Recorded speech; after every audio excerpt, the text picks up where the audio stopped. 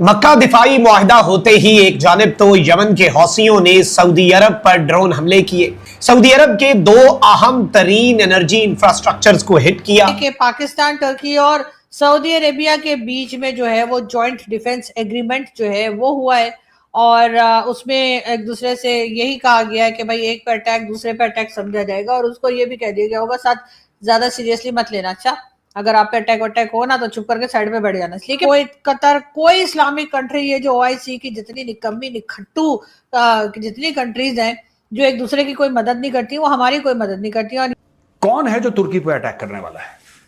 पहली चीज, कौन है जो सऊदी अरब पे अटैक करने वाला है? Who's attacking Saudi Arabia?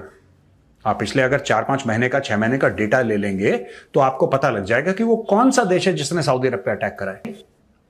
Saudi अरब पे अटैक और कौन? आपको लगता है कतर अटैक कर रहा है उसके ऊपर? नहीं, एब्सोल्युटली नॉट। अटैक जो करा है वो तो ईरानियों ने करा है या फिर उनकी प्रॉक्सी हुथियों ने करा है, जिसको अंसार अल्लाह भी कहते हैं। तो ये गेम क्या चल रहा है पूरे मिडिल ईस्ट में?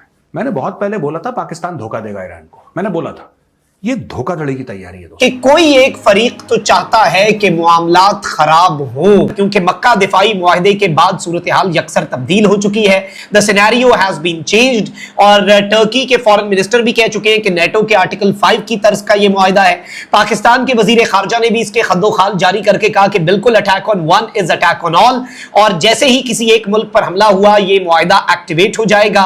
अब सऊदी अरब के ऊपर यमन के हौसियों ने ना सिर्फ हमला किया, पहले तो यह होता कि भाई अगर ये हमला हो जाता सिर्फ और हौसी जिम्मेदारी कबूल ना करते तो बहुत से लोग ये कहते कि ये कोई स्पॉइलर भी है, ये फॉल्स फ्लैग भी हो सकता है, ये कोई और फरीक है जो लड़वाना चाहता है। लेकिन जब हौसियों ने इसकी जिम्मेदारी खुद कबूल कर ली, जब अंसारुल्लाह के तर्जुमान ने आकर फौजी वर्दी में कह दिया कि ये हमला हमने किया है अरामको की जाजान की फैसिलिटी पर और एक और मकाम पर, तो इस सब के अंदर ये बाज़ाब्ता तौर पर एक बहुत बड़ी डेवलपमेंट। तुर्की क्या चाहता है पाकिस्तान से? पाकिस्तान के पास तो पैसा नहीं है। पाकिस्तान तो हमेशा, और पाकिस्तान ये डील किस लिए कर रहा है? तो पैसे के लिए कर रहा है, क्योंकि अंदर पाकिस्तान की जो है हवा बड़ी टाइट है। पैसा, अंदर के सिचुएशन को कंट्रोल करने के लिए पाकिस्तान के पास पैसा नहीं है। बाहर के वार को छोड़िए, वो अपने अंदर के सिचुएशन को कंट्रोल नहीं कर सकता। तो तुर्की पाकिस्तान से चाहता क्या है अगर पाकिस्तान के पास पैसे नहीं है? भाई इनके पास न्यूक्लियर जो छतरी है पाकिस्तान के पास, तुर्की यही चाहता है कि ये छतरी आज नहीं तो कल, और ये अभी से नहीं, ये पिछले 20 साल से तुर्की इनके पीछे लगा हुआ है और इनको जो है चिकनी चिकनी उंगलियां दे रहा है कि भाई किसी ना किसी तरीके से हम भी ये न्यूक्लियर पावर बना दे और पाकिस्तान हमारी हेल्प करे। आ रहा है इस मुआहदे के नतीजे में टेबल पे क्या लाया है कौन? जाहिर है सऊदी अरेबिया पैसा लाया है, अरबों डॉलर है उनके पास, वो अपना पैसा लेके आए।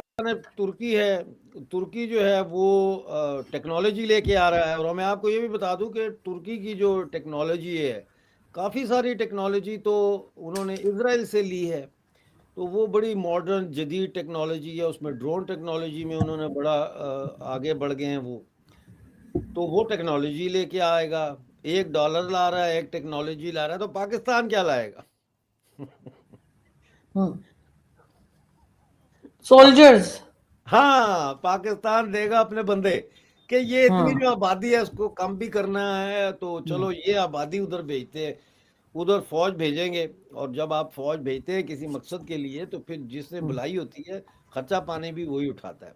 तो अब ये यहाँ पे सवाल जो लोग करते हैं कि जी ये ईरान के खिलाफ इस्तेमाल होगी, मेरा नहीं ख्याल कि पाकिस्तान बराह रास्त ईरान के खिलाफ तो अब हौसियों ने रिसेंटली क्या किया 2 दिन पहले कि ये सऊदी कोएलिशन फोर्सेस के ऊपर एक हमला किया जिसमें 45 अफराद के मारे जाने की शुरू में इत्तलात आई और इसके बाद मंजरनामा यकसर तब्दील हुआ और ये खबर आई कि यमन के फौजी मारे गए। ये जो एरिया है ये तेज का एरिया है, ये गवर्नरेट है यमन का, और हौसीज जो है उन्होंने 30 बैलिस्टिक मिसाइल दागे हैं। ज्यादा से ज्यादा ये कह रहे हैं ठीक है $1-2 मिलियन ले लो, मिलियन नहीं मिलियन, हाँ $1-2 मिलियन ले लो और उसके बाद हमें ना सताओ। इसलिए कि आपने कभी देखा है कोई जो प्रिंस हो या जो शहजादा हो या सऊदी अरब का या कहीं का भी वो कभी लड़ने के लिए गया? और नहीं, ये लड़ने के लिए हमें बुलाते हैं। ये जो मजबूर और गरीब और मुफलिस किस्म के और इस किस्म के जो लोग होते हैं ना, जो हर वक्त इधर उधर मांगते फिरते हैं कि भाई हमारी कुछ मदद कर दीजिए, उनको बुलाया जाता है कि जी आप आइए और हमारी तरफ से आप लड़िए। हो रहा है, लेकिन जो सऊदी अरब के अंदर ड्रोन हमले हुए हैं, बेसिकली इसे एक टेस्टर के तौर पर कहा जा रहा है। इसराइल के एक मिनिस्टर ने कह दिया है कि सऊदिया जो है वो, तुर्की भी हमारे खिलाफ बयान देता है, पाकिस्तान हमें तस्लीम नहीं करता, सऊदिया का उसके साथ मुआहदा हमारे लिए बहुत बड़ा कंसर्न है, मक्का डिफेंस एग्रीमेंट हमारे लिए एक मसला होगा। और अब इस एग्रीमेंट के लिए टेस्टर आ चुका है, लेकिन यमन के हौसियों की तरफ से आया है। पाकिस्तान इस सब के अंदर मेरी इत्तलात के मुताबिक अपनी डिप्लोमेसी कर रहा है ताकि मामलात को अफाम तफहीम से हल किया जा सके। लेकिन अगर ये चीजें आगे बढ़ती हैं तो सवाल वही है कि पाकिस्तान और तुर्की कहां पर खड़े होंगे। वाज़ेह अंदाज में तुर्की के फॉरेन मिनिस्टर भी और पाकिस्तान के फॉरेन मिनिस्टर भी चूंकि इस मुआहदे के मंजरजात मंजर-ए-आम पर ला चुके हैं, तो बहुत कुछ हमारे सामने क्लियर है कि क्या हो सकता है इन द कमिंग डेज। अपना दोस्तों, जैसा कि आपने देखा कि पाकिस्तान और सऊदी और उसके बाद में टर्की, इन तीनों देशों ने एक डिफेंस डील साइन किया है, जो कि आपने देखा होगा कि पाकिस्तान ने इससे पहले भी सऊदी के साथ डील किया था और इसके बाद में सऊदी का जो है पंगा हो गया ईरान के साथ। अब उसके बाद में पाकिस्तान चुपचाप बैठकर तमाशा देखता रहा, जबकि उस डिफेंस डील में भी यही साइन हुआ था कि अगर इस देश पर कोई हमला करेगा तो उसके साथ पाकिस्तान खड़ा होगा और पाकिस्तान के ऊपर कोई हमला करेगा तो सऊदी अरब खड़ा होगा। लेकिन ऐसा कुछ हुआ नहीं। अब उसके बाद में इन दोनों देशों ने मिलकर टर्की को भी खींच लिया है। अब इसके पीछे कई लोग कई कारण बता रहे हैं, क्योंकि जिस तरह से आप देखेंगे तो पाकिस्तान के पास देने को कुछ नहीं है सिवाय उनके अपनी सैनिकों के, और सऊदी के पास पैसा है और की टेक्नोलॉजी में आगे चल रहा है इस समय। तो अब इस तरह से ये तीनों देशों ने टाई अप किया है, लेकिन अब इसका कोई मतलब बनता है कि नहीं बनता है, इस पर बहुत बड़ा सवाल उठ रहा है इस समय कि क्या वाकई में ये तीनों देश इस अलायंस को चला पाएंगे। इसमें जिस तरह से ये तीनों देशों ने समझौता किया है उसको बरकरार रख पाएंगे कि नहीं रख पाएंगे, क्योंकि पाकिस्तान ने तो हमेशा सबको धोखा ही दिया है और पाकिस्तान से कोई कुछ उम्मीद की बात नहीं करता है और कोई सही बात नहीं समझता है, कोई सीरियस नहीं लेता है पाकिस्तान को कि वो जो कुछ कर रहा है, वो कोई अगर डील साइन कर रहा है तो वो चल भी पाएगा कि नहीं चल पाएगा। और ऐसा हमने देखा है कि सऊदी इससे पहले भी डिफेंस डील साइन हुआ था, लेकिन जब ईरानियों ने हमला किया, यूथियों ने हमला किया, तो पाकिस्तानियों ने कोई जवाब नहीं दिया सिवाय स्पीच के। अब इसमें कई सारे लोग कई कारण बता रहे हैं, क्योंकि पाकिस्तान को पैसा चाहिए तो उसके लिए वो ये डील कर रहा है, और टर्की को पाकिस्तान का परमाणु हथियार चाहिए, उसका कोड चाहिए, उसका सिस्टम चाहिए, उसको जानना है कि कैसे बनाया जाता है, तो वो इस चक्कर में पाकिस्तान का साथ दे रहा है। और सऊदी चूंकि उसको लड़ना नहीं है किसी से, तो वो सोच रहा है कि हम इन दोनों देशों को जो है भेजेंगे, कहीं अगर हमारे ऊपर हमला होता है तो हम ये कहेंगे और ये लोग जो है लड़ाई लड़ेंगे, क्योंकि सऊदी वाले खुद लड़ना पसंद नहीं करते हैं और इसलिए वो हमेशा से किसी न किसी को जो है भेजते हैं अपनी लड़ाई के लिए। और खासकर पाकिस्तान इस चीज में माहिर है, क्योंकि आप जानते हैं कि वो अपनी सेना को किराए पर देने के लिए तैयार है, कभी भी कोई भी उनसे किराए पर उनकी सेना ले सकता है, उनको तो पैसे से मतलब है। तो अब ये सब देखकर पाकिस्तानी का रोना धोना चल रहा है पाकिस्तानी मीडिया का, क्योंकि पाकिस्तानी मीडिया कह रही है कि भारत तो कभी कोई डिफेंस डील साइन नहीं करता इस तरह से, लेकिन उसके ऑलरेडी इजराइल के साथ इतने अच्छे संबंध है कि वो दोनों देश एक दूसरे की हमेशा मदद करते हैं। तो चलिए चलते हैं वीडियो की ओर और देखते हैं पूरा मामला। वीडियो पसंद है तो लाइक करें, चैनल को सब्सक्राइब करें।